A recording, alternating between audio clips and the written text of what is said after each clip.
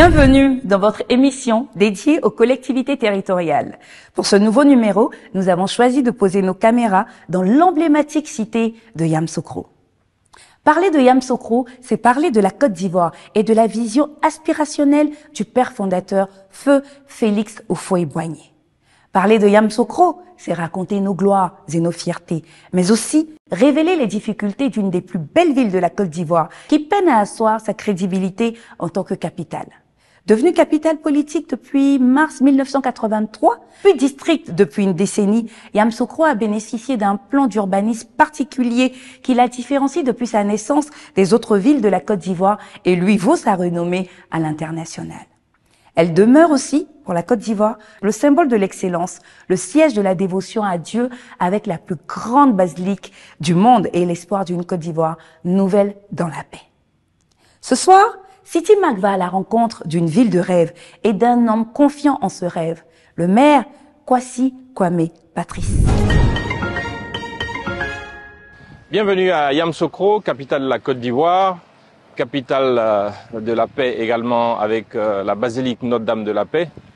Nous vous souhaitons la bienvenue et vous souhaitons également un bon séjour à Yamoussoukro. À 233 km d'Abidjan, Yamoussoukro, capitale de la Côte d'Ivoire, est une ville de paix et lieu du repos éternel de feu notre président Félix Houphouët-Boigny. Je vous invite à découvrir la ville dont je suis à la fois le gardien et le fils, par le sang et surtout par le cœur. Ici, 310 056 habitants, dont les autochtones Akoué, ainsi que les frères et sœurs de la CEDEAO et d'encore bien plus loin, se partagent dans la fraternité les 2075 km² de superficie avec une vingtaine de villages rattachés à la commune. À Yamoussoukro, village natal du premier président de la Côte d'Ivoire, tout le monde s'y sent chez soi. À Yamoussoukro, tu ne peux pas rentrer dans une Koujoula où tu ne vas pas trouver des enfants qui ont des mères baoulées ou bien qui ont des mères d'autres communautés. Donc ça veut dire que la communauté, nous vivons en parfait accord. Même si elle peine encore à réussir son pari de transfert de la capitale, Yamoussoukro n'en demeure pas moins le symbole d'une Côte d'Ivoire moderne, avant-gardiste, avec une aura unique qui fait d'elle la première ville ivoirienne déclarée au patrimoine de l'UNESCO. Son schéma directeur d'urbanisme initial et celui bien plus récent du Grand Yamoussoukro lui donne la prestance d'une ville à fort potentiel en comparaison à Abidjan, dépassée par la démographie galopante avec certains corollaires négatifs tels que les constructions anarchiques. Les grandes voies et les nombreuses forêts à travers la ville lui apportent son charme et confirment son orientation écologique. Hormis les quartiers centraux de l'habitat et de Dioulakro qui concentrent une grande partie de la population, Yamoussoukro est en général de faible densité et s'illustre plus par ses somptueuses réalisations architecturales qui dominent l'ensemble de la ville et qui sont l'attraction de nombreux touristes qui arrivent de partout.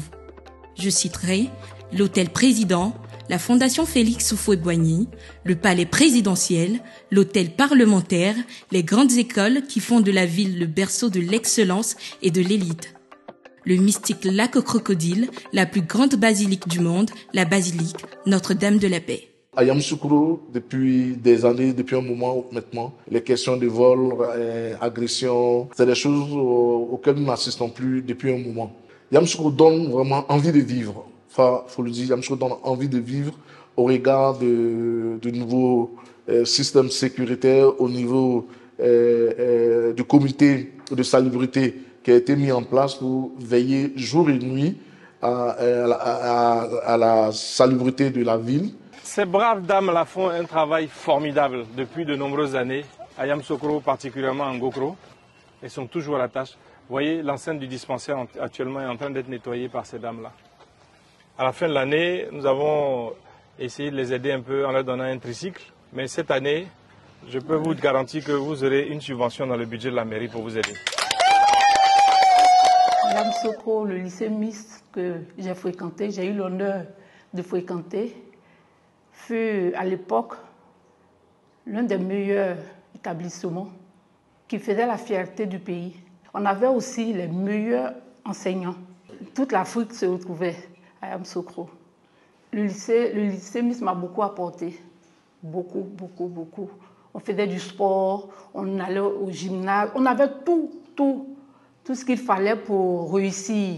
vraiment Yamoussoukro, je suis fière et vraiment d'avoir appartenu à cet établissement prestigieux qu'est le lycée mixte. Mon rêve pour tout habitant de Yamoussoukro, c'est que l'élan du transfert de la capitale avancé par M. Emmanuel Dulot, paix à son âme, dans les années 80, à l'Assemblée nationale, à l'hémicycle de l'Assemblée nationale de Côte d'Ivoire.